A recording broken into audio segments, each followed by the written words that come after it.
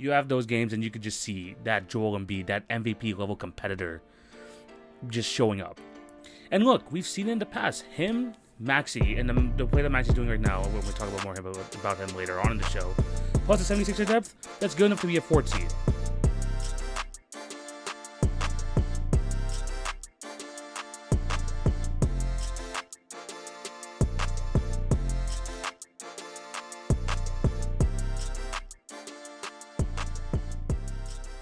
Hello and welcome to the Tuesday, November 15th edition of the TV on Basketball Podcast with your host, TV.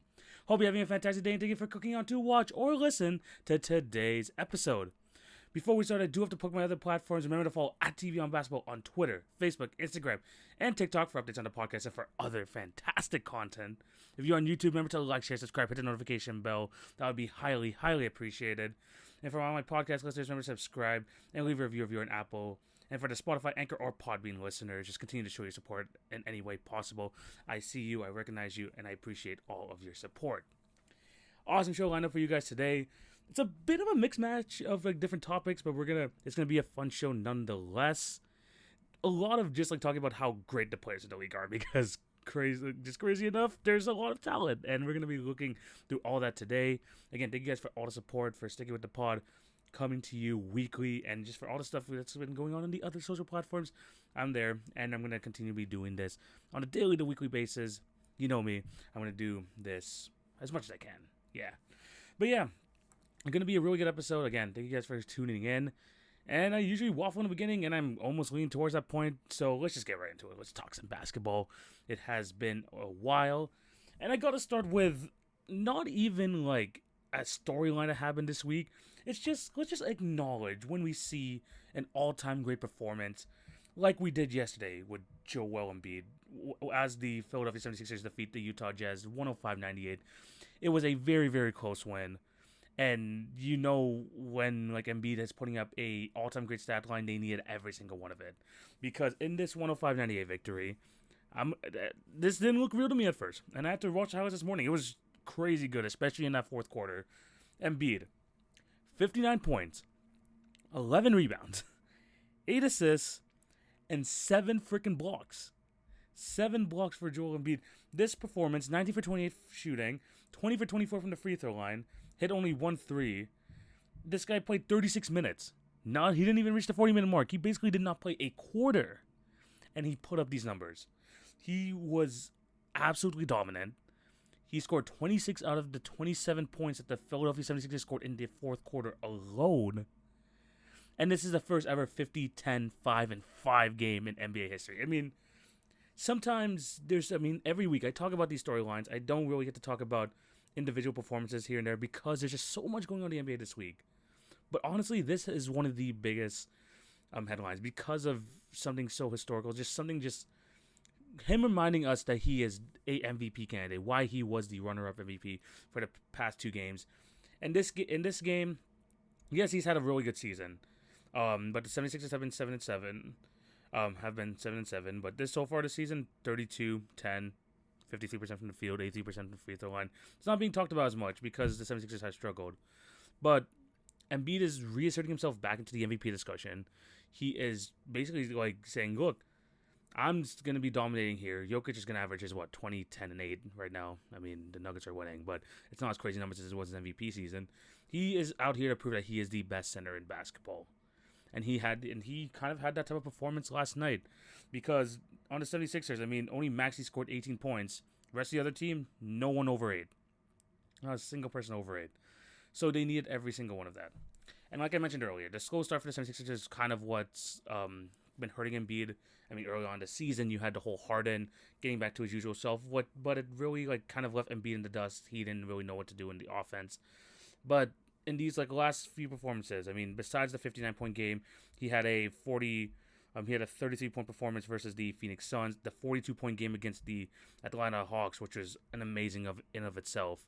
You have those games, and you could just see that Joel Embiid, that MVP level competitor, just showing up.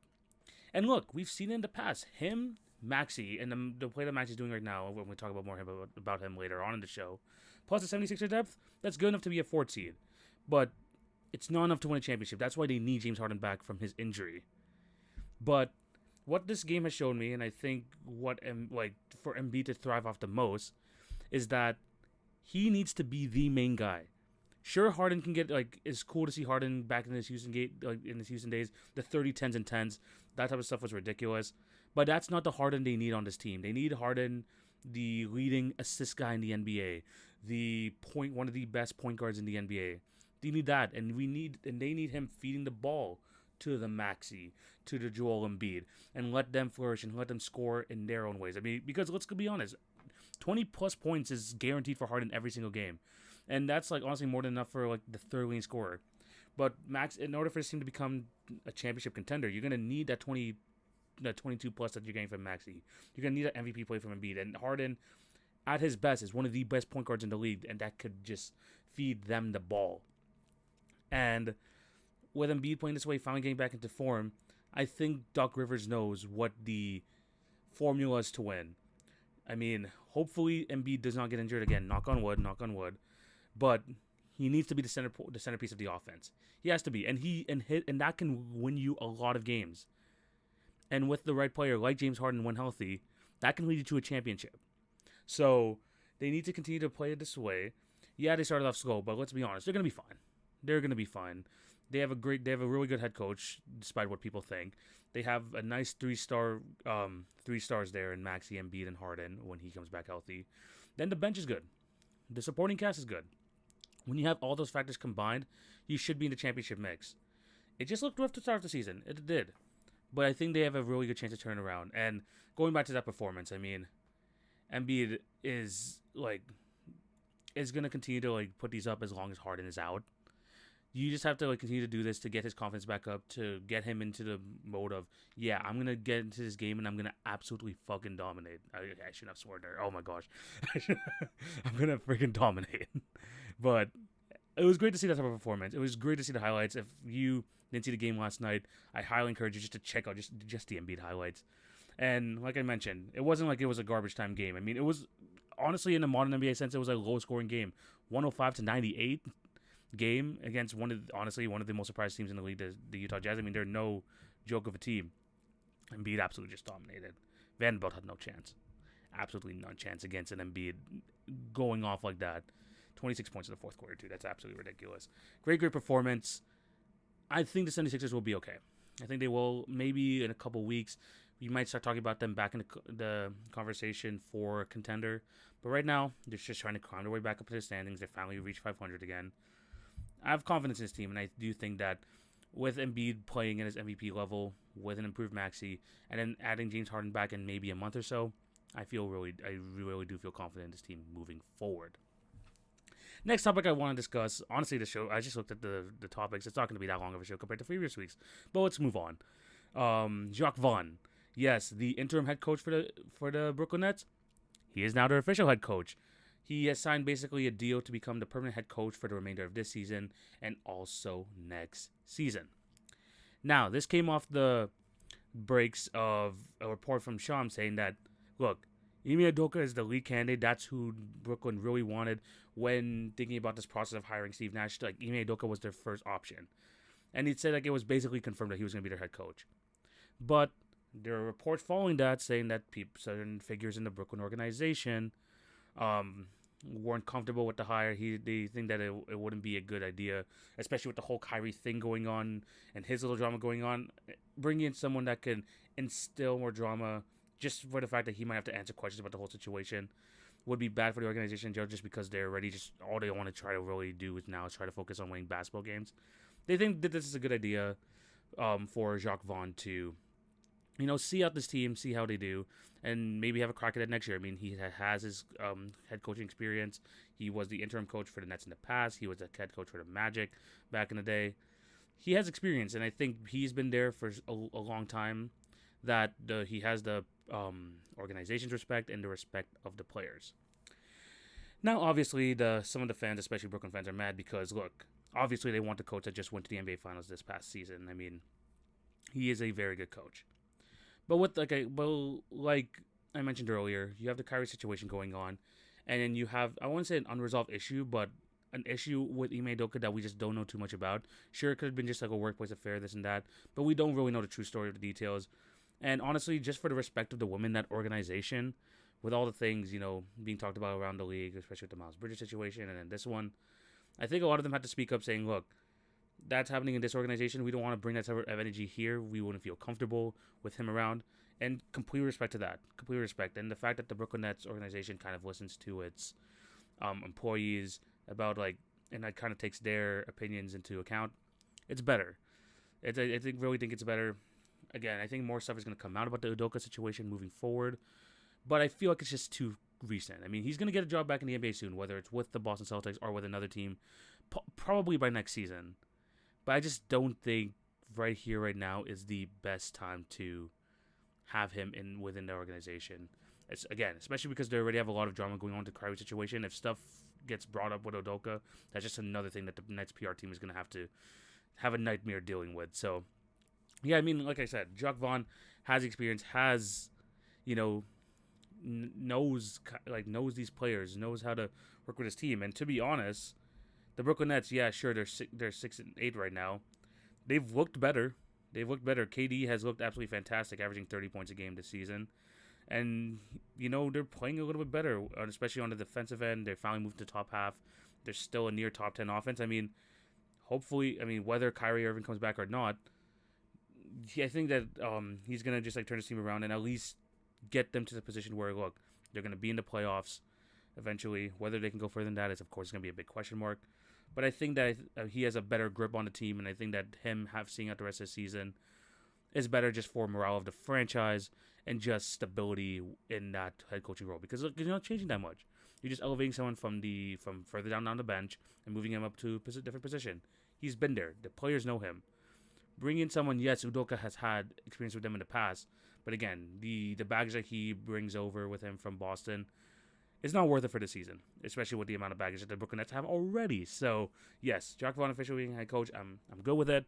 I think that the Brooklyn Nets, I won't say will completely turn it around and be, the 6th seed again, but it'll be better for just vibes among the team, and I think that's just what they need right now, just good vibes. So, happy for him to get another head coaching position. Let's see how this is going to turn out. We'll have to wait and see. Next up, we're going to be bringing back a segment which I've started 2 weeks ago, and now we're going to, like I said, we're going to do it on a weekly basis. We're going to call it the Raps Minute, and maybe I might change it to Raps Corner because I'm not really going to talk about them in a minute, but it's basically the Raps Corner where we basically check up on the Raptors, see how they're doing, and kind of give my thoughts on what's happening this week. So, the Raptors won 1-3. They lost to the Chicago Bulls, and to be honest, I expected that. It was a back-to-back game. We beat them in the first one. And the second one, Zach LaVine coming back, it just adds a whole other dimension to that offense.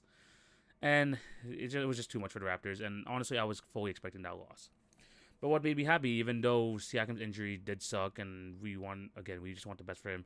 But we thought, I thought especially going into these next 3 games, look, it's going to be a lot easier. These are teams that are not going to be in the play-in mix, probably in the playoff mix by the end of the season. But it should be a little bit easier. Absolutely not, because against the Houston Rockets, the worst team in the league, it was a close game. Freddie was able to pull it out, but it was still a little bit too close for comfort. And in the last 2 games, the Raptors got mollywopped by the Thunder, 132-113. Shai Gilgeous-Alexander, by the way. Yeah, we're going to talk about him in the next topic. That Thunder team absolutely just beat the brakes out the Raptors. Absolutely crazy. 10 guys scoring over double figures for the Thunder that game. And they just couldn't miss. And the Raptors provided no defensive resistance. And then against the Pacers, look, I'm going to say right now, I didn't watch this game really, but I was at a dinner. I saw the Raptors were up by 14-15 at the half, and I was like, look, this is the type of win we need to get back on track. And by the end of it, they lost by 14. So it's just the ability to close out games, especially, look, that fourth quarter, ugly for the Toronto Raptors, 36-14. That's going to lose you. That's going to lose you the game. That will 100% lose you the game. And giving up, Tyrese Halliburton didn't have a great game shooting the ball-wise, but he was getting every pass he wanted off. Having all these guys just completely torch the team, not a good look whatsoever for the Raptors. And to make matters worse, there are more injuries to discuss. I mean, we talked about Siakam's injury last week. Van Vliet is out in a day-to-day injury. Same thing, Gary Trent Jr. Those are two of the best offensive weapons we have besides Siakam. So that's going to be tough as well. And then Precious Achiuwa out indefinitely because of a ankle injury. Didn't look good when he landed awkwardly in that Bulls game, and now it's looking like he's out for a couple months, which absolutely sucks for the guy. Didn't have a great start to the season, but his ability to defend and kind of have a little bit of a dribbling ability, even though he hasn't had a great offensive year, that's going to be sorely missed. So having three of those guys missing, especially for this game against the Pistons, I mean, they are missing Kate Cunningham, but it sucks. It absolutely does suck. But if there's any green line to this, I mean, there's not much. I mean, the Raptors have looked awful in these past 2 games, and it doesn't look like the injuries are just keep piling up. I mean, it does look bad right now, but the best thing to do right now, I mean, I just think it's to get healthy. What's good is that we have 5 games over the next 2 weeks, so that gives a lot of time for players to rest, like Van Vliet, like Gary Trent Jr., get back to full strength. And, we're reevaluating Siakam by next week, so let's see what the news is on his injury.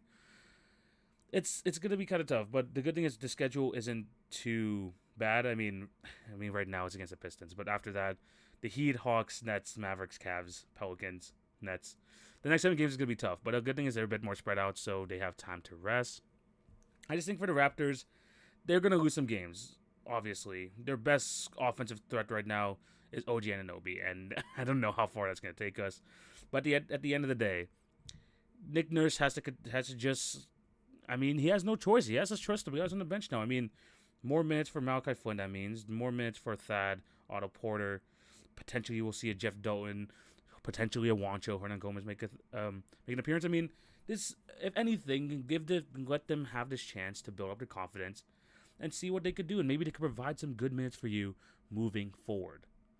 I mean, Nick Nurse is kind of, and I like the way they put this, especially on the No Dunks podcast. We talk about how his development is great, and that's awesome, but they still are playing Siakam, Van Vliet, OG 35-plus minutes a game. That's basically playoff minutes. And it's the regular season. He doesn't give, many minutes to the Bantons, to the Flynns on a constant basis. Sometimes they get coaches DNP sometimes. Now he's going to have to use them. And that should be really not a test for them, but a way to kind of prove themselves, to maybe give them some chances later on down the season when these guys do come back from injury.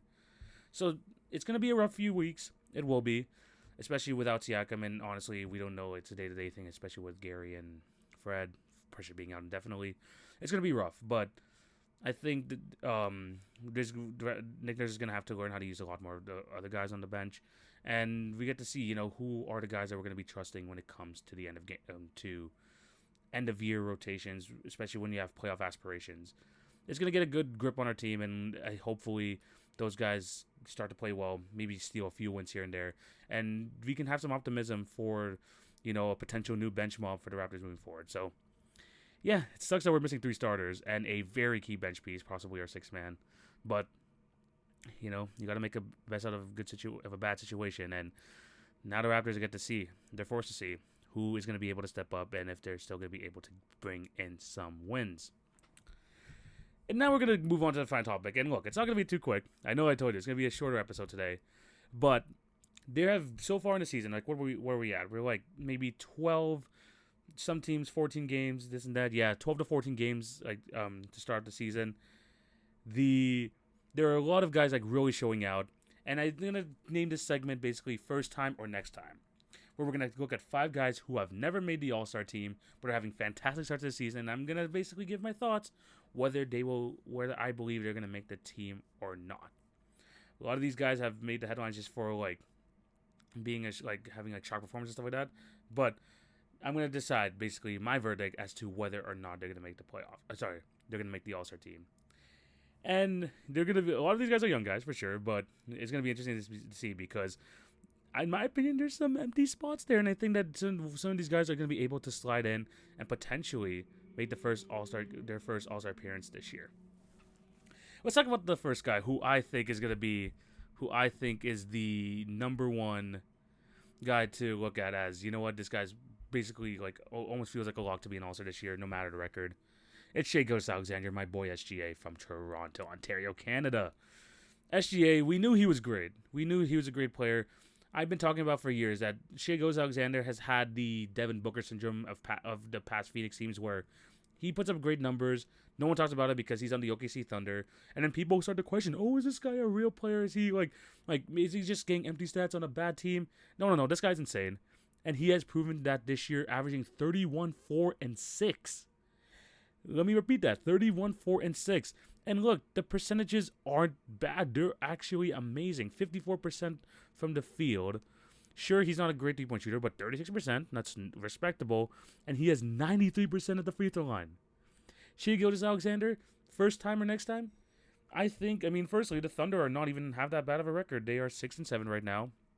If Shai continues to pull them into wins and not be at the dead bottom of the conference, he's making the All-Star team. And honestly, in the past, it felt like there is competition in the West. It's gonna be tough, especially with seasoned guys like Damian Lillard. You have the Devin Bookers who feel like a lock, the John Morants, the Lukas, the Stephs. That's 5 players already feel like locks to make the All-Star team. I think we have to move Shai closer to that conversation because Dame is gonna be in and out with injury, but Shai is that guy. Shai is absolutely that guy, and I think his numbers so far is just hard to deny. I really do think so. So yeah, on a bad Thunder team, sure. Not even not even that bad of a Thunder team. He's gonna put up numbers, and he is genuinely a fantastic player to watch. He didn't have a fantastic game against the Raptors, but there's just some games where you just look and SGA's just wait for him to get the rest of this roster sorted. Sure, Josh Giddey's a good player, but they're waiting for the Chet Holmgren to come back. We're going to have to see what place they have in the lottery, and maybe they're going to add another key piece to the feature going forward. But when you have Shai leading it, and he's putting up numbers like this on a consistent basis, 12, 13 games this season, if you're an OKC fan, you have to be very, very excited to see what Shai Gilgeous-Alexander has to offer for the future, because he is looking like an absolute bona fide star right now. And I want to see him make it. I really do want to see him make it. I just want to see him continue to do well. I'm going to rock with my Canadians, man. We're absolutely going to rock with them. Next player I'm going to discuss. Let's talk about him, because I talked about his team last week, but man, he is I can't believe I'm saying this, but he is definitely making a case to have his first All-Star game appearance this year. Lauri Markkanen. Yes, you heard that right. Lauri Markkanen should be in consideration. I know it's early into the season, but an All-Star appearance may be for Lauri Markkanen. So far this season, 15 games played, 22 points, 9 rebounds, 2.2 assists. Not the greatest three-point shooting year at 34%, but 52% from the field. And he is the lead guy for that Utah Jazz team, who have started off the season 10-5. For first time or next time, I say next time. It's his best chance. It is his best chance. But let's be completely honest with ourselves. Are we gonna see the Utah Jazz for him to make it? They have to be in the top 8. They have to be in the top 8 for him to make it. I just don't think that's gonna be the case when we get to the All-Star break. Trades might happen. They might fall back down to earth, even though they have not so far this year. But look, if it was the All-Star game the next day, sure, let Lauri Markkanen make the All-Star team. He 100% deserves it. Now I'm saying, is the Jazz going to be able to keep it up going, before the All-Star break, going near the trade deadline? I just don't think so. I think there has to be some sort of roster turnover at some point. And I think that this team, although it started off great, the plan is yes, winning culture is good and all that. None of these guys feel like a number one guy. Sure, you can have Markkanen for the future, who it will be a core piece to your team, but you need to still have that number one guy on the team, and Wembanyama is that. It could possibly be that guy for you. So them having to possibly miss a chance to getting a generational talent, I don't think that's gonna go down well in the Utah Jazz management. So, yeah, they're starting off good. They are starting off good, but by the time they get to the All-Star break, by the time they get near the trade deadline, I think we're going to see a different Utah Jazz team. And, they might still be, fighting for a playing spot, but they have to be, honestly, top 7. They have to be top 7 in order for him to make it. And if he does, and he continues to put up these numbers, I'll bite my tongue. I'll say like, you know what, he actually does deserve it. But do I think at this very moment that he's gonna be able to make it? I'd say no. I would say no at this moment. Next player I want to discuss. I discussed him a bit earlier when talking about Joel Embiid. Tyrese Maxey. Tyrese Maxey, I said that he had an opportunity to be most improved this year and that he's going to take the jump, especially scoring-wise. He could potentially be the number 2 scorer on the Philadelphia 76ers. And so far this year, honestly, he's fulfilling it. 23 points a game, 3.5 rebounds, 4.5 assists on 40% from 3, and also 45% from field goal range, or just on field goals. He's having a fantastic year. Granted, James Harden's out, so he has been able to get more opportunity, but he has playing at definitely an all-star level. Now, the guard competition in the East is a little bit different than the guard competition in the West. In my opinion, in the East, really the guaranteed guys at the guard position right now would be Donovan Mitchell, would be I don't think Kyrie Irving's going to make it. There are actually a lot of question marks with the East guards this year. I mean, Zach LaVine hasn't started off like fantastic. I mean, DeRozan, whether they want to consider him a guard or forward, I think he's a forward, so I wouldn't count him as the guards. Trae Young, I think by the time we get there, he will be guaranteed. DeJounte Murray feels like he should be a lock for an All-Star game right now, but that still leaves like quite a number of spaces. So maybe someone like Tyrese Maxey can slip in there. We don't know if Harden's going to be able to come back and play enough to get to the point where he's going to be like that. Or maybe other guys who I'm going to be discussing a bit later could steal the spots as well. Because, let's be honest, on the Heat, Hero and Lowry aren't making it.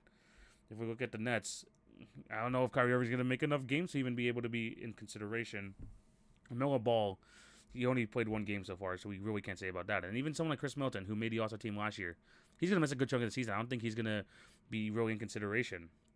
And then the other guys who you may think is a guards, like Jaylen Brown and stuff like that, they're listed at forwards. So someone like Tyrese Maxey could definitely get in there. But if I had to make a prediction, I would say no. I think when Harden comes back, I think he plays well enough that he will get kind of like the veteran bump where he has been there for basically 10 times a year and like for the past decade, and he's going to have the numbers to, like, his numbers are still going to be very good enough to be all-star level. So I think that he will eventually make it when he returns from his injury. But I still think that there's still some tough competition there. And if there was one guard in the East that I would say would make a first-time all-star appearance, I wouldn't say it would be Maxey. I wouldn't. I think that someone I'm going to be talking about actually next has a better chance than him, and I think that he is more likely to get that final guard spot or that wild card spot. But, once again, injury replacements are still a thing that could of course, knock on wood, we don't want to see any star players get hurt, but Maxey could sneak in due to that reason as well. But if it has to be just, the straight up all-star reserves or anything, I would predict that he doesn't. He's putting up great numbers, and he's a fantastic scorer. I just think that he kind of lacks in other areas. And the 76ers right now being 7-7 doesn't really help his cases right now. Next player I want to discuss to potentially make the All-Star team for the first time is another Tyrese. We're talking about Tyrese Halliburton. And the Indiana Pacers, look, they beat the Raptors the last game. They are 500 right now, 6-6. And Tyrese Halliburton, someone I said was going to basically have a 20-10 season, is having a 20-10 season. He's leading the league in assists right now at 10 assists per game, 20.5 points per game, 1.8 steals per game, 43% from 3, 48% at the line, 85% from free throws. This guy's very good. And some people might say empty stats on a bad team. They're winning games.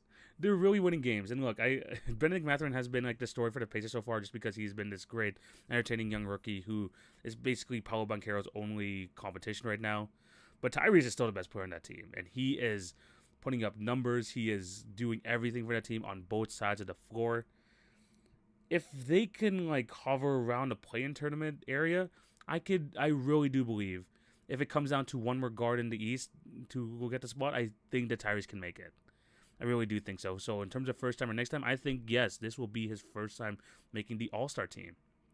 I really do think so. The Kings, I think, are still, like, will end up regretting letting go of Halliburton and, like, having that duel with him and Fox. But he's making the most of his opportunity here in Indiana, and he is a very, very good player, fun player to watch, and you know, again, they're winning some games. They're getting some respect from players from the people surrounding the league. So, yeah, Halliburton right now, I think, will make his first All-Star team appearance. And let's be honest, it's going to be a lot more where this came from. I mean, whoever they get in the draft now, with the rise of Benedict Mathurin being his backcourt partner more than likely in the future, I see that that Tyrese Halliburton is going to have a very good young long career with multiple All-Star games to his name, maybe the occasional All-NBA here or there. But Tyrese Halliburton, I do believe we will make the All-Star team for the first time this year. His stats back it up. He's been fun to watch. And the Pacers team, not too bad. Not too bad at all. Final player I want to discuss that could possibly make his first All-Star team, De'Aaron Fox. Yes, De'Aaron Fox, Mr. Swiper himself. The Sacramento Kings so far this year, they started off really, really slow, but are currently on a 3-game winning streak. And a big part of that is, one, Sabonis is having a pretty good year, 18-11. But for the most part, it's De'Aaron Fox having a fantastic bounce-back season. I mean, last year was not too bad, 23 points per game. 23 points per game. I'm sorry, there's an add up, but he didn't have the percentages were lower. It was a down year for De'Aaron Fox, especially averaging 25 the previous year, who was having a borderline All-Star consideration. Now this year he has got his production back up there, highest 3-point percentage of his career so far, 37.5%, and he's just getting a lot more efficient, 55% from the field as well. The free throws are at an all-time high as well at 83%. He's just getting a lot more efficient. He is becoming that star that the Kings need of him in order to have a chance at a potential chance at the playoffs.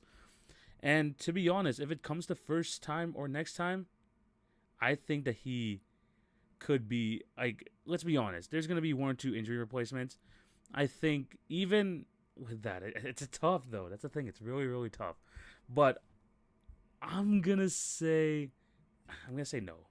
I was going to say yes, but I'm going to say no just because I just remember listing all the guards. I mean, I already listed 5 that basically are locks out there in the West with Curry, Doncic, Ja, Lillard, Devin Booker. That leaves 1 spot left. It's going to be him or SGA. It really feels like it's come down to. And if it's right here right now, I'm definitely taking SGA. So I think if it comes to injury replacements, Fox should be at the front of that list. But in terms of just All-Star game consideration, as is right here, right now, I'd say no. I would say no right now. He's having a fantastic year. I'm not doubting that. But at the same time, I think that he is, I don't think he's going to be able to make it just because the guard depth in the West is just massive. It's just really, really big. And I just don't think that he kind of just makes the cut, especially with how great of a year SGA is having. But there's a chance. There's still a chance.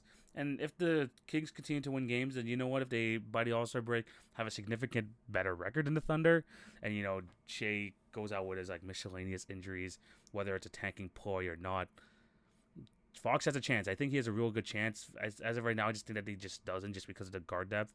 But, like I said, something can open up. We'll have to wait and see. But I would have to say no so far. He's having a great year. He's having a fantastic year. But I would say no for first time. I would say next time.